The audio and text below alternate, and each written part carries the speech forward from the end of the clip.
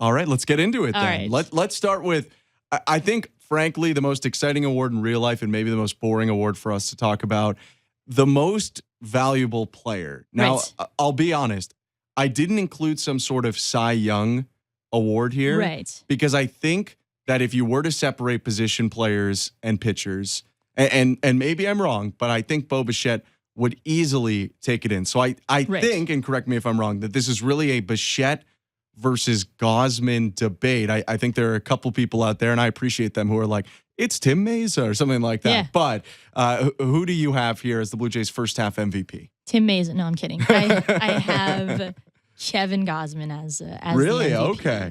I do. And I agree with you. If we were to sort of divide it, Bo wins it. And I was sort of on the fence a little bit.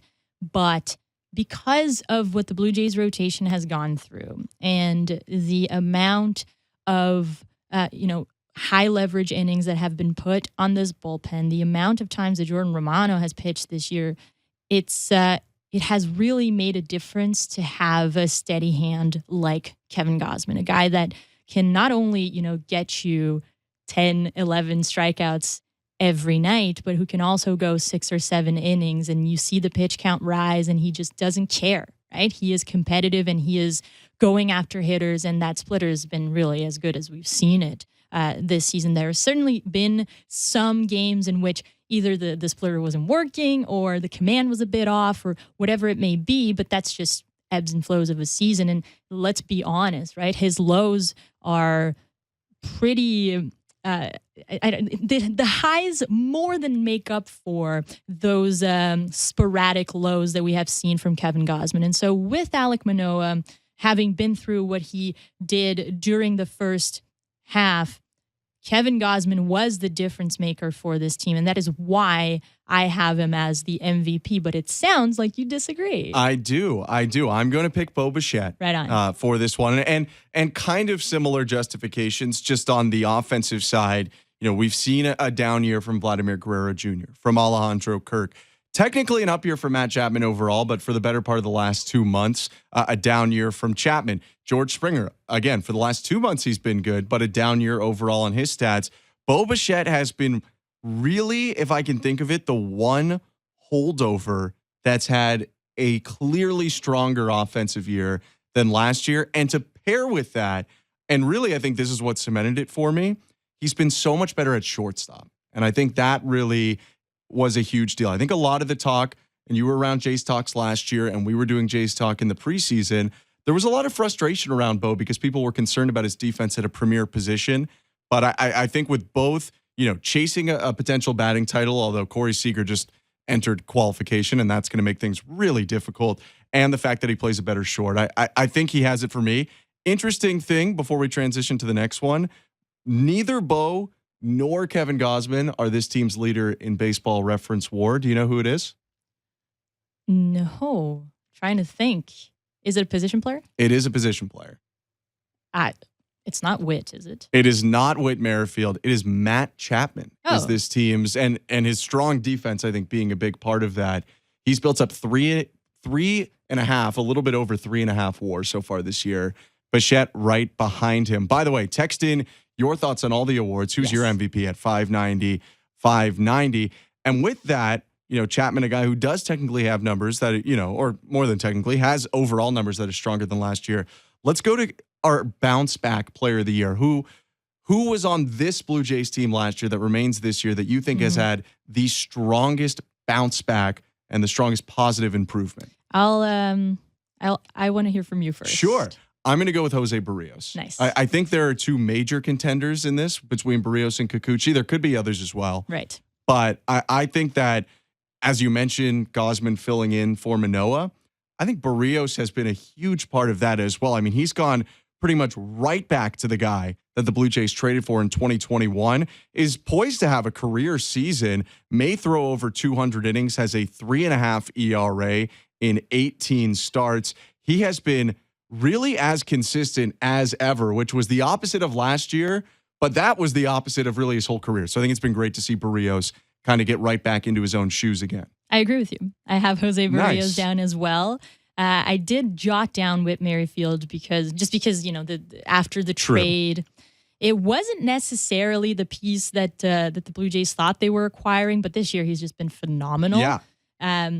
But I will say that Jose Barrios, what he has done, the changeup is so good right now, right? The breaking ball has so much movement in it, and so does the fastball, by the way. Everything has been working for him. He has regained the level of confidence that we have seen from Barrios in years past. And it has, again, been a difference maker for a Blue Jays rotation that has had a ton of question marks this year. I agree with you that Kikuchi can also fall under that category, and he's certainly a contender for this bounce back award. But based on what we've seen from Barrios, I will still give him the edge. And also because I truly believe that we had seen Kikuchi sort of scuffle in the past, even before he joined the Blue Jays. His second half of the 2021 season, I want to say, was not particularly good, and he was already trying to sort of regain some form when he joined the Blue Jays, whereas Barrios had been straight up dominant. And what we saw last year was so out of character, right? So I give Barrios the edge for that reason. So nice to agree for once. Yeah, I think that was a good choice, and I like the pick there with Whit Merrifield in second. We also had someone text in. Leave your name and location, by the way. No name on this text, but they texted in Trevor Richards for bounce back player of the year, and I actually think that that's a great selection as well. Richards really was on the outs for a lot of last year, and is firmly in the rotation or in the bullpen this year, and unfortunately for a little bit in the rotation as well, with the Blue Jays having to throw some bullpen days. Let's move to another award here. Best newcomer. So this could be through, promotion, although there haven't been a ton of debuts for the Blue Jays. Huge moment for Nathan Lucas before the break. Or more likely through trade. Who has been the best or most impactful newcomer for you? Yeah, I considered writing down Nate Pearson because he is kind of a newcomer. And I would count that. He has been really good out of the pen, but I have Chris Bassett down. Okay, cool. I do. I think that what he brings to this rotation is something that the Blue Jays didn't necessarily have last year. Stabilizing presence, a guy that can eat the innings. And yes or no, he is not going to be the most exciting starter to watch. He's not going to strike out a ton of guys. It's a different type of game, but what he has provided is really, really valuable. So yeah, Chris Bassett. I was looking at, a couple of the position players. Kevin Kiermaier's had a big start to the year. Brandon Belt has been really important for the Blue Jays. But I decided to go into the bullpen, actually. I'm going to go with Eric Swanson. I think, great pick. As Arizona comes to town, we're probably going to talk about that trade a lot. The Seattle trade so far has worked out really well for the Blue Jays. Teoscar Hernandez is a fantastic player, but he's had a bit of a down year, while Eric Swanson has led this bullpen in innings truly, because Trevor Richards is only ahead of him due to those couple of opener starts that he had. He's led them in appearances, and with Jimmy Garcia taking a step back, with Adam Simber taking a step back, and others no longer with the team, Swanson has become, I think, even way more important than we thought he was going to be. So I have Eric Swanson there, and let's do one more before we get Dan Shulman on the line. I had mentioned Kiermaier, and I think he's got a pretty good shot here. Who is your defensive player of the first half?